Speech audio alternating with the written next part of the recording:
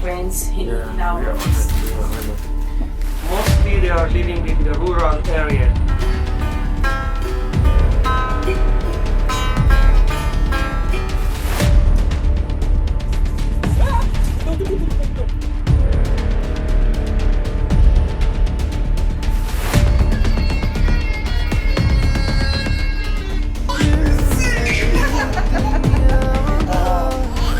خسته شد بسه خسته شد.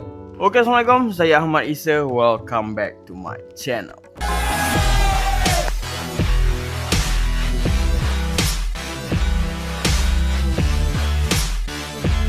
Okey, hari ini saya nak sambung kisah daripada buku Ustazah Basikal. Buku yang mengisahkan tentang pengembaraan saya bersama dengan isteri mengembara ke 14 buah negara, bermula daripada Malaysia, Thailand, Myanmar, India, Nepal, Pakistan, China, Kyrgyzstan, Kazakhstan, Uzbekistan, Afghanistan, Iran, UAE dan Arab Saudi selama 15 bulan, dan kami hanya bermula dengan RM1,900 sahaja. Okey, so tanpa kita lengahkan masa lagi, jom kita sambung cerita.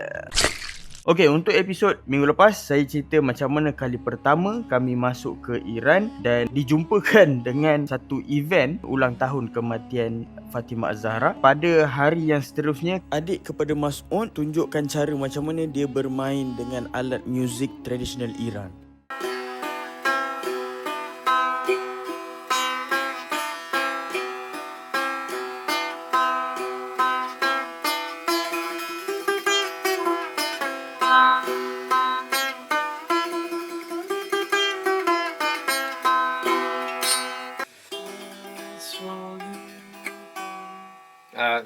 از شادی برگیرم که رسم به فلک مه افتادم بر سر روی ملک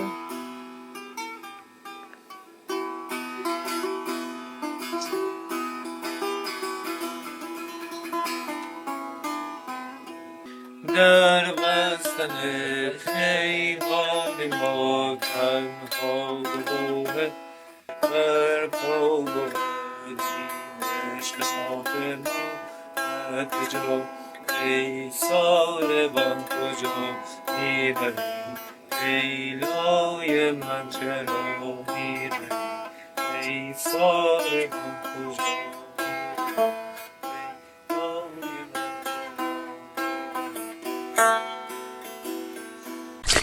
Kami sebenarnya dijemput oleh satu stesen TV yang dipanggil sebagai Fars News. Sebenarnya Fars News ni kami dah jumpa dia sejak daripada di Kyrgyzstan dulu. Dan dia kata kalau lalu Iran, dia invite kami untuk pergi ke ibu pejabat dia dekat Mashhad lah. So masa tu kami contact dengan Fars News ni dan diorang pun invite kami ke sana. Dia kata dia nak invite tu, dia nak interview lah. Saya decide untuk nak pakai baju Melayu dan Ustazah macam biasalah dia pakai baju kurung untuk kita memperkenalkan pakaian tradisional kita lah dekat mereka. welcome to Muslim friends in Yeah, our we are honest.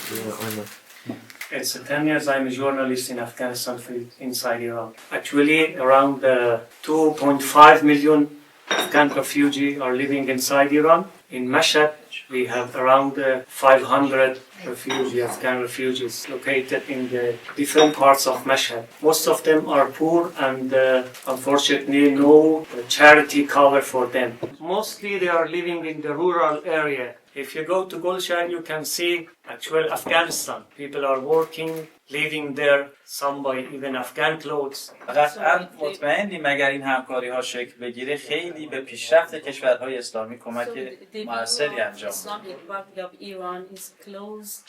What about Gaza, Uzbekistan, part of your trip? It was good. We don't have like freedom in Uzbekistan because of it's a very republic. Because we can't like shoot freely, you know. So main office is in here, Mashhad. In Mashhad, no. We have for Pakistan section, we have Mr. Nagavi that he translates Urdu and uses for Afghanistan section, Mr. Moradi. Thank you for right now. Yeah. So Nice to meet you. that's enough for your promotions. Yeah.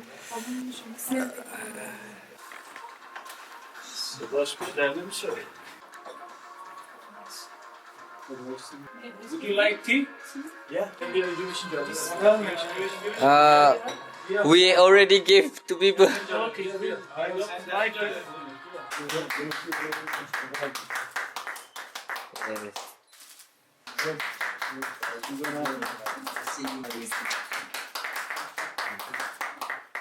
Guys, sorry kacau. Saya janji tak lama, 30 saat je. Saya ada hadiah nak bagi pada anda. E-book Ustazah Basikal, 30 muka surat. Saya bagi percuma je hari ni. Kisah dalam buku ni dah banyak buat wanita menangis dan berubah. Kalau anda rasa hidup anda perlukan sesuatu yang baru, cerita ini untuk anda. Saya boleh tarik e-book percuma ni bila-bila masa je. Jadi, jangan tangguh. Scan QR di skrin ini sekarang. Dan selepas selesai tu, kami terus balik ke pejabat Mas'ud. Saya decide nak pergi kedai basikal disebabkan kami dah pasang basikal tu, tetapi tayar saya pancit dan saya tak ada tube spare. Saya ajak Adilah lah untuk pergi ke kedai basikal disebabkan bakul Adilah pun kemek juga. So kita nak cari pengganti. So masa tu basikal saya tak boleh nak bergerak lah disebabkan tayar saya pancit kan. So Adilah tanya kita nak pergi naik apa ni. Saya cakap kita naik satu basikal lah sebab since basikal Adilah boleh bergerak, dan saya cadang saya yang kayuh dan Adilah tumpah kat belakang lah. Tapi kalau Adilah yang kayuh, saya tumpah kat belakang, takut basikal tu terpacak pula kan.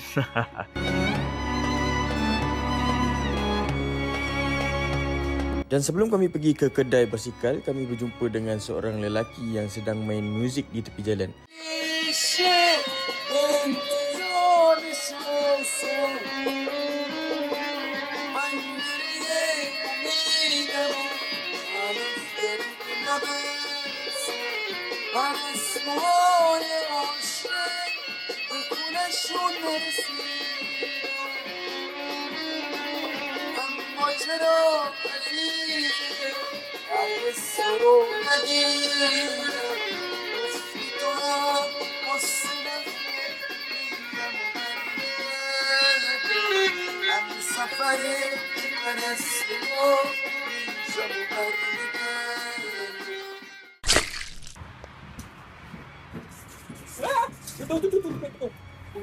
Betul.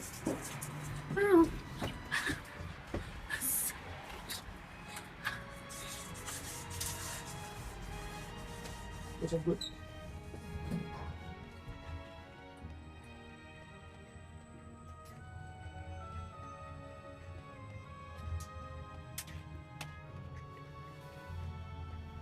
Bila sampai. Oh, ada orang.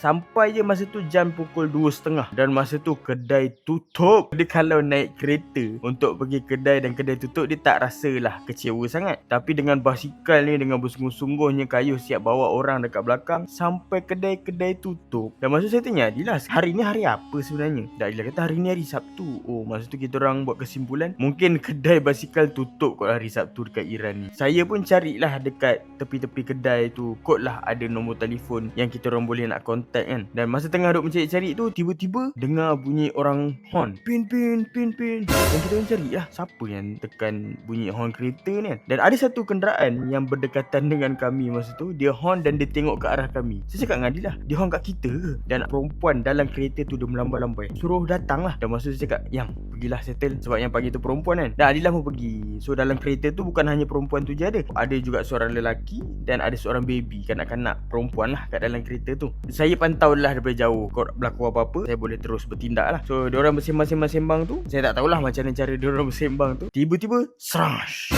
bunyi shutter door kedai tu dibuka. Oh, kedai ni buka rupanya. Dan masa tu saya tinggalkan je lah Adilah bersembang dengan diorang. Masa tu dalam pukul 3 petang. Saya rasa masa tu mungkin 2.30 tu diorang tengah rehat kot. So tak adalah kecewa sangat bila kedai tu dah dibuka kan. Alhamdulillah ada tube dan bakul pun ada. Dan masa tu saya compare lah mana satu bakul yang saya nak, yang sesuai untuk basikal Adilah kan. Tiba-tiba Adilah pun masuk dalam kedai lah. Adilah cakap, abang, family tu ajak kita pergi rumah dia ajak makan. Dan masa tu saya tanyalah, macam mana yang tahu dia ajak makan? Sebab kita orang baru hari kedua dekat Iran ni. So kita tak berapa faham sangat perkataan ataupun bahasa Iran. Dan Adilah buat macam ni, dia ajak makan. Saya kata, oh betul lah tu, rumah dia jauh ke dekat? Kalau rumah dia jauh, kita tak boleh buat apa lah, disebabkan kita hanya ada satu basikal je nak kayuh ke sana. Dan kereta dia tak besar lah, kereta dia macam Proton Saga kan. So tak muat lah nak letak basikal kan. Tapi kalau dekat, kita cubalah untuk usahakan. Dan Adilah pun pergilah keluar balik dan tanya kepada keluarga tu rumah dia dekat ke jauh. Lepas tu dia masuk balik dan beritahu kepada saya rumah dia dekat. Okey lah, masa tu saya pun terus bersetuju, sebab kita orang ni jenis tak tolak rezeki kan. So kita tak tahu apa yang akan berlaku, but saya bersetuju masa tu. Bila dah selesai bayar bakul, dah selesai bayar tiup semua, saya pun keluar dengan Adilah. Kami pergilah berjumpa dengan diorang ni. So isteri dia ni bolehlah bercakap Inggeris sikit-sikit. Isteri dia nama Fatimah, suami dia nama Amir dan anak dia nama Sepinot. Mimik muka dia memang dia ajak kami pergi ke rumah dia untuk makan. Dan masa tu saya cakap, okey lah Adilah masuk kat dalam kereta. Kalau saya nak masuk pun memang dah tak muat dah, apatah lagi nak masuk basikal. So saya cadangkan, okey Adilah masuk dalam kereta, saya kayuh ikut daripada belakang. So diorang pun bersetuju lah, bawa kereta pelan-pelan lah dekat depan. So saya boleh lah kayuh pelan-pelan dekat belakang. Awal-awal saya bersemangat kayuh belakang, tapi lama-lama saya jadi penat. Kata rumah dia dekat, tapi tak sampai-sampai. Sempatlah saya ni penat kan. Dan masa tu Fatimah dia kata, Injo begi. Injo begi tu kita orang tak faham lah maksud apa, tapi dia punya mimik muka dia suruh saya pegang bingkai kereta tu untuk samalah kelajuan dia kan. So saya tak perlulah kayuh. Ini kali pertama saya buat. So saya pegang bingkai kereta dia. Basikal saya tak kayuh lah, tapi lama-lama tangan jadi lenguh. Kalau saya penat je saya lepas. Lepas tu Amir dia akan slow balik dan saya pegang balik dan saya akan ikut. Lepas tu lepas. Tak sampai juga. Dan masa tu waktu dah makin senja. Saya kata ni kena game ni kan. Dia kata rumah dia dekat je, tapi sebenarnya agak jauh jugalah. Dan kami sampai di rumah Fatimah waktu dah nak betul-betul dah nak maghrib lah. So masa tu Fatimah dia suruh lah masuk ke dalam rumah untuk berehat dulu. Dan masa tu Amir dia keluar balik naik kereta. Dia keluar tak tahu pergi ke mana lah. Dan masa tu Fatimah dia kata dia baru nak mula masak. So maksudnya dia tak masak apa-apa lagi. Dan masa tu dia kata dia nak masak tahdik. Tahdik ni adalah dia macam kerak nasi yang diorang makan bersama dengan nasi lah. Macam kita kalau kerak nasi kita buang, tapi diorang punya kerak nasi special. Sebab apa? Sebab kerak nasi memang diorang ni sengaja cipta dengan ada perasa za'faran. So maksudnya kerak nasi diorang tu warna kuning. Dan banyak restoran yang saya pergi ada buat tahdik ni. So tahdik ni adalah makanan special yang ramai orang berebut, sebab dia rasa dia macam crispy. Orang makan nasi bersama dengan macam keropok macam tu lah. Dan dapur Fatimah ni bertentangan je lah dengan ruang tamu dia. So sambil dia masak, kita orang sambil-sambil tu kami sembang lah, sambil bermain dengan Sepinot ni lah. Sepinot ni rasanya dalam 2-3 tahun macam tu lah, kecil lagi lah, tak boleh bercakap lagi. Dan bila dah saya yakin masuk waktu maghrib, saya minta izin lah dengan Fatimah ni, saya nak solat dulu. Dan Fatimah masa tu dia masuk dalam bilik dan dia ambil sejadah dan dia bagi kepada saya. So saya pun ambil lah sejadah. Kenapa berat sejadah ni kan? Rupanya dalam sejadah tu ada batu. Tak pelik lah, sebab dekat Iran ni kita faham diorang solat menggunakan batu Karbala tu kan. Tapi saya tak pakai lah batu Karbala tu. Saya pun ambil uduk dan saya pun solat. Okey, untuk pengetahuan you all, diorang punya kiblat sama juga. Kiblat diorang pergi ke Mekah juga. Dan saya solat lah dekat ruang tamu tu. Bila habis dia solat, Amir dah balik. Rupa-rupanya dia pergi ambil anak lelaki dia daripada sekolah lah. Nama dia Fuad. Rupa-rupanya Fatimah dengan Amir ni dia ada 2 orang anak. Bila diorang dah habis masak, kita orang pun makanlah sama-sama. Masa tu kita orang sembang lah macam ayam dengan itik. Dan Fuad ni dia siap keluarkan kertas lagi. Bila dia tak faham, dia suruh saya lukis. So bila dia lukis, baru dia faham lah kan. Masa makan tu Fatimah tanya, adakah kami Sunni? Dan masa tu saya dah nervous lah. Soalan ni soalan paling nervous bila kami masuk kat Iran ni. Dan masa tu tak boleh nak cakap apa lah, sebab dia dah nampak cara saya solat macam mana. Dan saya terpaksa ngaku lah. Saya cakap betul saya Sunni, sebab mungkin dia nampak saya tak pakai batu kan. Dan dia kata cara saya solat sama macam suami dia, tapi dia tunjuk cara dia solat berbeza. Dia kata bila suami dia solat sama macam saya, tangan kiam dekat perut, tapi cara dia solat tangan dekat sisi. Dan masa saya pelik lah, saya tak faham apa yang cuba dia sampaikan kan. Dan masa tu Adilah kata, oh dia dah faham. Rupa-rupanya suami dia tu adalah Sunni dan isteri dia tu adalah Syiah. Dan masa saya pun macam speechless lah, sebab sebelum masuk Iran saya duk ingat dalam Iran ni Sunni dengan Syiah bergaduh. Tapi apa yang Allah tunjuk dekat depan mata kami sebaliknya. Maksudnya mereka ni walaupun Sunni dan Syiah, diorang boleh duduk sebumbung. Dan anak dia Fuad paling besar umur 10 tahun. So maknanya dah berapa lama diorang duduk bersama? Sekurang-kurangnya 11 tahun diorang duduk bersama. Persoalan saya adalah kat mana gaduhnya? Saya buat kesimpulan yang mereka ni memang tak bergaduh lah. Dan masa tu Fatimah kata Iran aram, dia kata Iran ni aman, Sunni Syiah aram. Maksudnya Sunni dengan Syiah aman, tak bergaduh langsung. Jawapan saya terjawab lah Walaupun aliran yang berbeza, seorang Sunni, seorang Syiah, tapi mereka ni hidup harmoni je sebenarnya dekat Iran ni. Dia berbeza dengan dekat Malaysia yang kita rasa orang Syiah ni dia akan membunuh orang Sunni dan orang Sunni ni kena lari daripada orang Syiah. Selepas habis makan, kami minta izin untuk nak bertolak balik ke rumah Mas'ud lah. Tapi masa tu Fatimah kata dah gelap ni kat luar ni. Dia kata kan, kenapa tak tidur je kat rumah dia? Masa tu kami tak ada apa-apa preparation pun nak tidur kat rumah dia. Kami cakap tak apalah, kami balik ke rumah Mas'ud. Tak jauh lah, dalam 10 km jugalah malam tu kami nak kayu kan. Sebelum kami bertolak, saya nak pasang bakul Adilah lah. Saya minta lah dengan Amir, ada tak tools untuk nak pasang dekat basikal tu. Dan masa tu dia keluarkanlah tools box dia daripada kereta.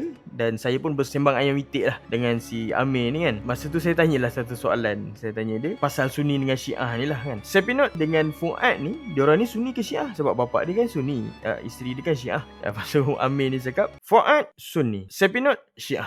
So masa tu saya cakap dalam hati, tak apalah, dia lah decide benda tu kan. Sebab dia lebih tahu apa yang diperlukan dalam hidup dia. Dan masa tu saya doa lah, semoga Allah tunjukkan mereka ni jalan yang lurus, jalan yang sebenarnya. Dan saya doakan juga Allah tunjukkan saya dan kekalkan saya dalam jalan yang lurus juga. So sama-samalah kita doakan keluarga Fatimah dengan Amir ni, semoga Allah rahmati. Kita doakan juga Iran, semoga perang dihentikan dan kembali aman seperti tahun 2016 yang kami pergi dulu. Sebab Iran, orang Iran ni sangat baik-baik, walaupun dia punya aliran berbeza dengan kita, tapi kemanusiaan dia sangat tinggi. Okay, so kita sama-sama doakan semoga dekat Iran ni dikembalikan keamanannya, insya-Allah, biiznillah. Okey, sedikit hikmah daripada saya. Carilah persamaan dan railah perbezaan. Kerana Allah cipta setiap bangsa dengan keunikan tersendiri. Bila kita saling menghormati, hidup jadi lebih tenang dan dunia jadi lebih aman.